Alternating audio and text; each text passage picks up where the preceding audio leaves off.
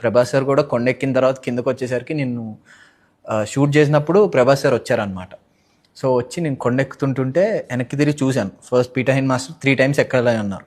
2 times ఆయన నాతో పాటు ఎక్కారు. థర్డ్ టైం ఏం చెప్పారు, నువ్వు ఎక్కుతా ఉండు, నేను వెనకాల వస్తాను, ఏదైనా జాగ్రత్త పట్టుకుంటా అన్న. సగం కొండ ఎక్కిన తర్వాత వెనక్కి తిరిగి చూస్తే ఎవ్వరు లేరు. కొండ కింద ఎక్కడో ఉన్నారు. కింద ఆ రోప్లు అవన్నీ ఉన్నాయి, కట్టారు, ఓకే.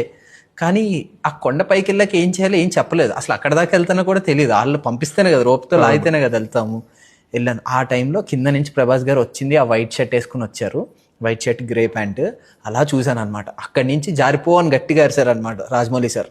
అక్కడి నుంచి స్లైడ్ అయిపోయినట్టు స్లైడ్ అయిపోయి టీం అంతా ఏంటి నన్ను పరిచయం చేద్దామని చెప్పి మా మదర్కి వెళ్ళి చెప్పారండి, సాత్విక్ వస్తే సార్ దగ్గరికి రమ్మనండి అని చెప్పి. సో అవన్నీ పట్టించుకోవడం లేదు. కింద దిగాను, పరిగెత్తుకుంటే వచ్చేసాను అన్నమాట చూసిన దగ్గరికి. నీకు భలే ధైర్యం ఉంది డార్లింగ్, నాకే కొంచెం భయం వేసింది, బాగానే ఎక్కేసావులే నువ్వు అన్నారు.